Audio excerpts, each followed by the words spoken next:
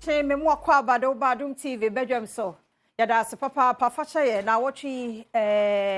nkranhyensem ne ma wakwam facha ye nyema bi na asanke mu kakranti yade bebra mo sade ya ye no no ano. De edu so no yade Adom TV Badwam kase no na ebra wo nsam no ne to mu bi ya wo betini. Liberia camp adehye no esi ade classrooms no school adem ye ensure dem en wo moda fi se ye tu wo mafiri ya wo mo wo no yade ho nsam no ebeba ena bambo mu nso sebeye ye ede amma yen dia na eyemenu mienu ene bambofo yebeke ye ho abomu ayenti ti yebekosa nsem ni mu eno ne nsem bi na no pay mede bro Adom TV Badwam kase hwame live on Facebook/Adom TV wo go TV a wo search ya 119 ubenya Adom TV wo ho ena DSTV nso a wo search ya 280 Adom TV ho ene ye hye ko YouTube na search Adom TV 2 ubenya ye ene dwumadi ahodo nyina anopay mi amesomo medin ede afia amankwa tamaklo afia ni de kwa so tie sede nsam ni nkyeremu ankasa etie adehye bi a Liberia camp yakodwiri ehoro mu nyina guo sebe ya ye bema kwan na adwadefo a wokwan no ho ye de wo mo beba honom na contractor ye de kaso Cape Coast kwantempon na sha na nsase wonwie no obetimi aye na adwuma ohare so no ene ya make say de sorry and I'm sorry them any school them and womoda enipa be say 2000 and womako ahuyehie ya nananom ye wogomu afete and gomu abudum bram eyeye. We have just got a school, or we're going to go to a school. Even the school self say no. Even when we put the school, they were not so easy. The principal, they all got annoyed, and we said, "Look, there's no can go." When crisis come, we look at a church and a school. They will run for safety. They said, "We have come to the school here." So you this time? Yes, of course, yes. Imagine we have been almost 33 years since the Civil War. You have not done nothing to reset us, nothing of nature. At the present, we find our own food. When I find my own food, why is that more inflate pins on me? Break the place I'm living. I don't even know where I'm going right now. See my machine outside. No notification. Just daybreak, they say they're coming to break our places. So nowhere to go. We don't know where we're going to do. That's our problem right now. You people see what we're doing right now. We don't even know what we're doing. That's the problem. I don't know if na ground say asleep, by God grace, if I get up, then I, if I not get up, then I. So I don't get nothing to say. So where are you going to pass the night? Where will you be sleeping? Now the one I talking say, I don't know if na ground asleep, God make I wake up, then I, if I not wake up, I tell God thank you. Wabono mantam no emu ne kentampo divisional command no eye bambofo enene wode nsam ahodo to edwa wo bambo mu ensam na wo kiremu a wo mo eye bambofo no adwuma no betimi awie mu die no a na girame no mienu nso yende a ye beye ede aka ho na kyese ye ne omu mienu no aka de abom ne no na akoso wo bono east eye bambofo no entamu ama enne abonofo sama na nka ma ne muso wo ho nipa bonfo a adoso wo ho na ne wonyina no watu won mo ase 2023 no emu asa da kwan so mbeyire wo ho afi ane mfie nkaye da ye ni Adom TV kase etwaso ye best bebre say community no mo be boa ye police na ye to me combat crime. If you say security is a shared responsibility, police for ye nko ye to me nye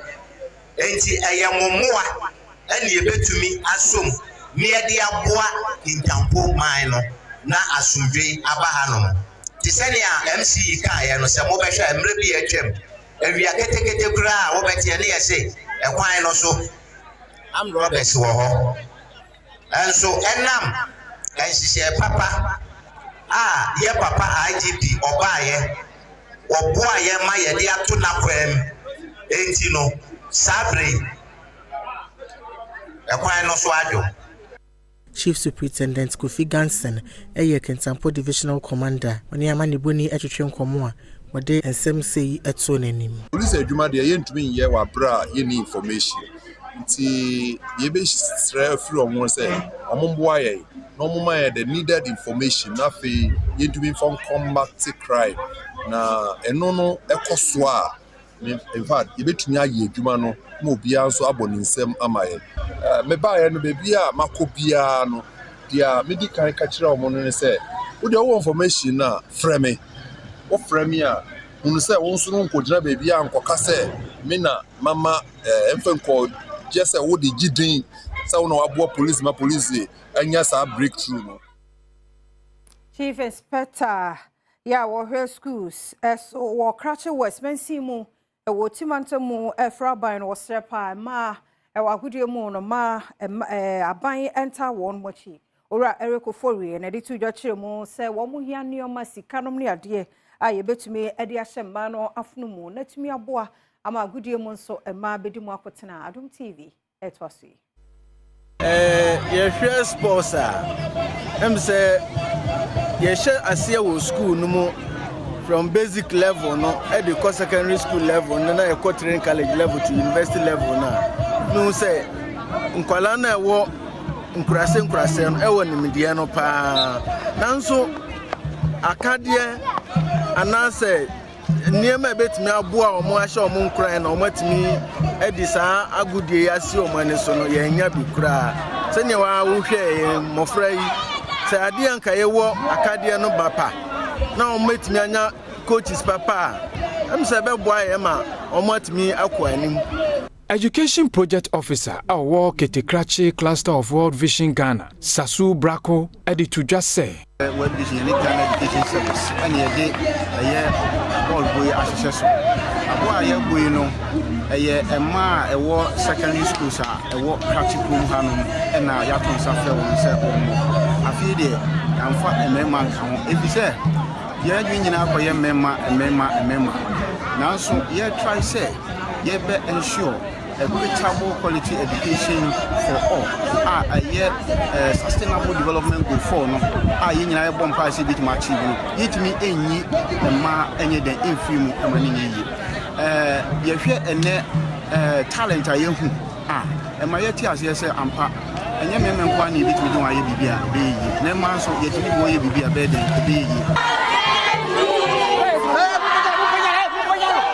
Environmental Health Officer ya wono ya waso West Shani Mutala nene wose assembly no the task force bi ba nchakura na ba oleshi enwura ya wo mutugu obewi ache no wo hye no nom ne ade a enye ohawo ewo nipa ya pomuden so no sa ne ma nyina aba fom ene Adom TV kase ko ho ene onya no ne di sa enkomui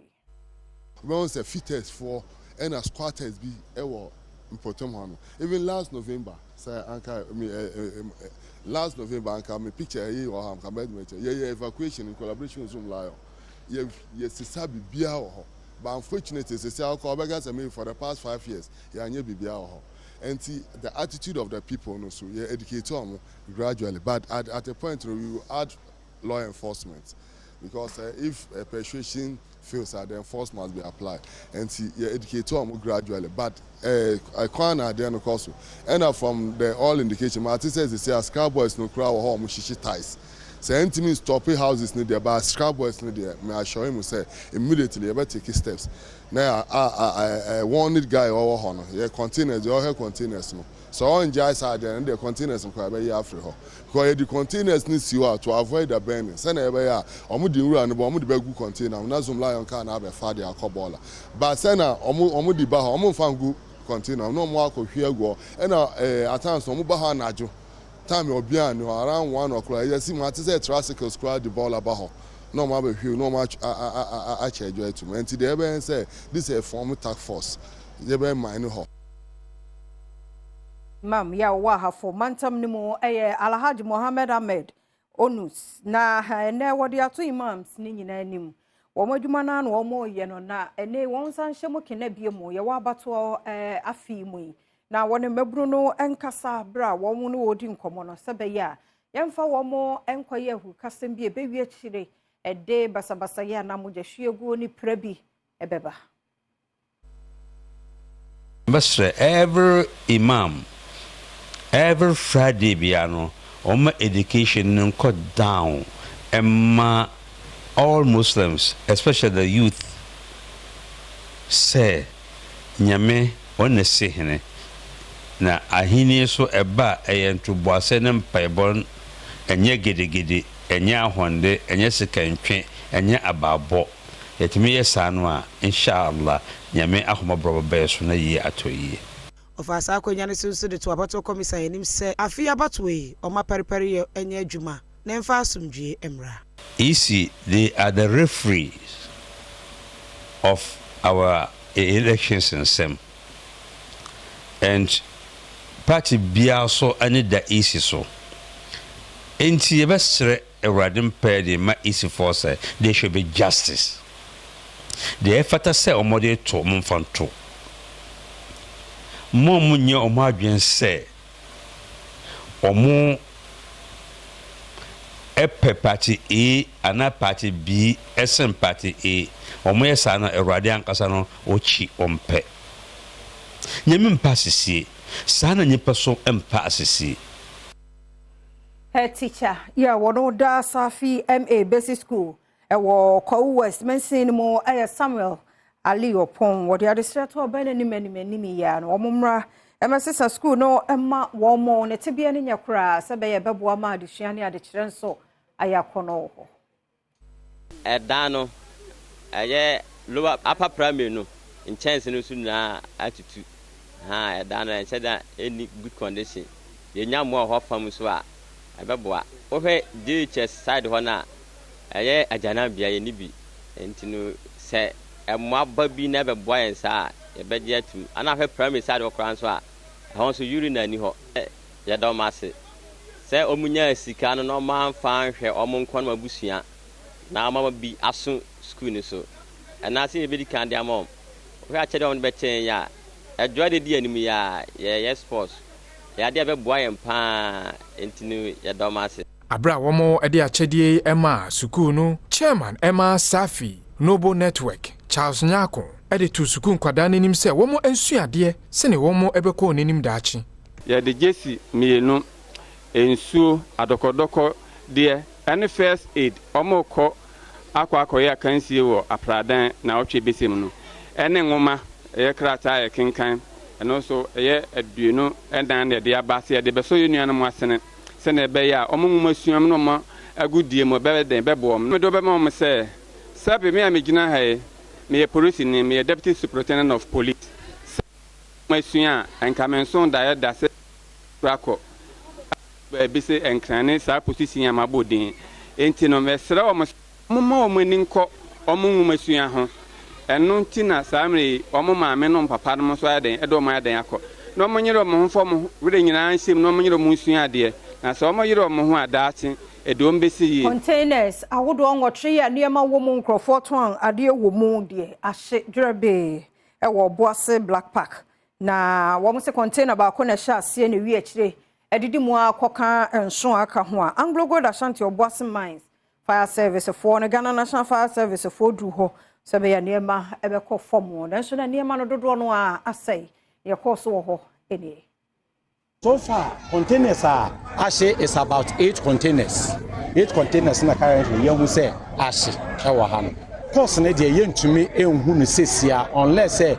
after everything na ya investigation na ya hwe say whether it's electrical or a explosion be and answer whatever and Sunday be 26 year ejina de ye ntumi enhu say ade ma ejane sie so we store say na ye containers a na ye na normal no omo ye bobo ho e pass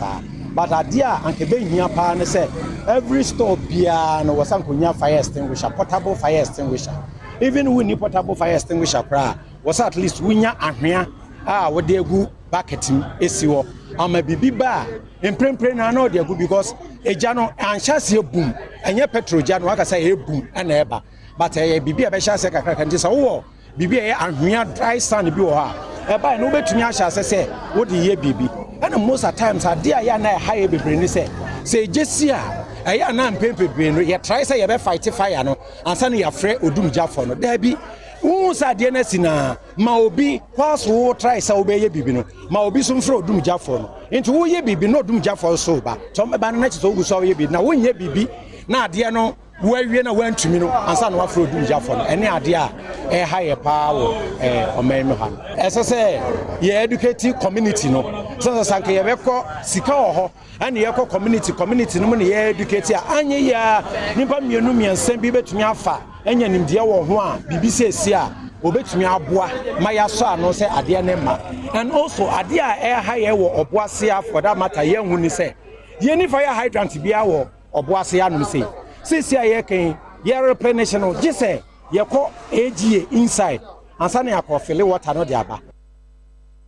Minyina no so na Adom TV Badwam kase na ha na brema kwan na media sie me da osepa na omre adaje a ode maaye mesro koso a na hwe fi se me kwa ba ye nche aka the bonkrata no na online stories no so ye reto so ye nche kura twen sisi ye ba